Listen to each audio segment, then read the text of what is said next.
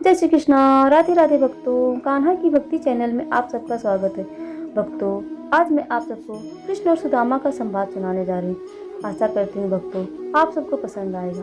तो चलिए भक्तों शुरू करते हैं कृष्ण और सुदामा का संवाद। एक बार की बात है, सुदामा ने भगवान श्री कृष्ण से पूछा, कान्हा मैं आपकी माया के दर्शन करना चाहता हूँ, कैसी होती है माया।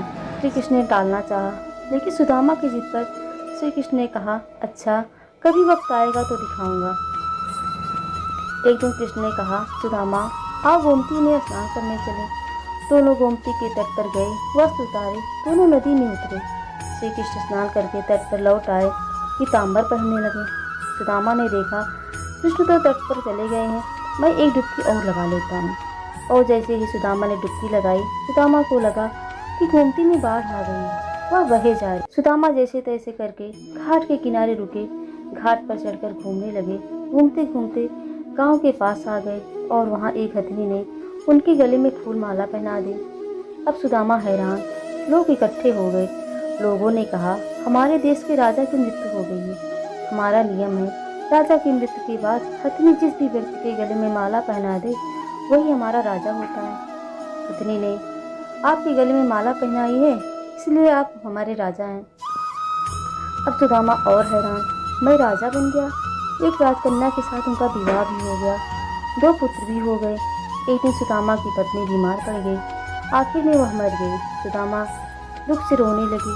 उनकी पत्नी जो मर गई थी, जिन्हें वह बहुत चाहता था, सुंदर थी, सुशील थी। लोग इकट्ठे हो गए। उन्होंने सुदामा को कहा, आप रोए नहीं, आप हमारे राजा हैं, लेकिन रानी जहाँ गई हैं वहीं आपको भी जाना है। यह मायापुरी का नियम है। आपकी पत्नी को चिता में अग्नि दी जाएगी, आपको भी अपनी पत्नी की चिता में प्रवेश करना होगा, आपको भी अपनी पत्नी के साथ जाना होगा। यह सुनकर तो सुदामा की सांस रुक गई, हाथ पांव फूल गए। अब मुझे भी मरना होगा, मेरी पत्नी की मौत हुई है, मेरी तो नहीं हुई है, भला मैं क्यों मरूं? यह कैसा नियम है? सुदामा अपनी पत्नी की मृत्यु को भूल गए, उनका रोना भी बंद हो गया। अब वह स्वयं की चिंता में डूब गए। कहा, भाई मैं तो मायापुरी का वासी नहीं हूँ, मुझ पर आपकी नगरी का कानून लागू नहीं होता है, मुझे क्यों जलना होगा? लोग नहीं माने। कहा, अपनी पत्नी के साथ आपको भी चिता में जलना होगा, मरना होगा, या यहाँ का नियम। आखिर सुदामा ने कहा, अच्छा भाई, चिता में जलने से पहले मुझे स्नान तो कर लेने दो। पहले तो लोग नहीं माने, फिर बात मानकर उन्होंने हथियारबंद लोगों को ड्यूटी लगा दी। सुदामा को स्नान करने दो, देखना कहीं भाग न जाए।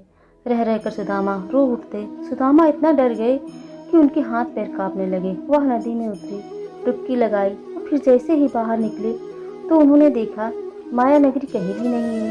किनारे पर तो श्री कृष्ण अपना पीताम्बर ही पहन रहे थे और वह एक दुनिया में घूम आए, मौत के मुंह से बाहर निकले हैं। सुदामा रोए जा रहे थे। श्री कृष्ण हैरान, सब कुछ जानते हुए फिर भी अनजान बनते हुए पूछा, सुदामा तुम क्यों रो रहे हो?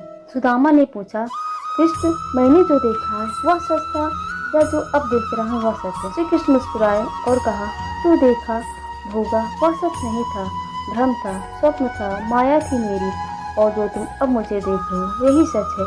मैं ही सच हूँ, मेरे से भिन्न जो भी वह मेरी माया ही है, और जो मुझे ही सर्वत देखता है, महसूस करता है, उसे मेरी माया स्पर्श नहीं करती है। जो प्रभु श्री कृष्ण जुड़ा है वह नाचता है, का विस्मरण है। माया अज्ञान है, माया परमात्मा से भिन्न है। माया नर्तकी है, नाचती और नचाती है। जो प्रभु श्री कृष्ण से जुड़ा है वह नाचता नहीं, भ्रमित नहीं होता, माया से निर्लेप रहता है। वह जान जाता है, सुदामा भी जान गए थे। जो जान गया श्री कृष्ण से अलग कैसे रह सकता है? जय श्री कृष्णा। राधे राधे भक्तों।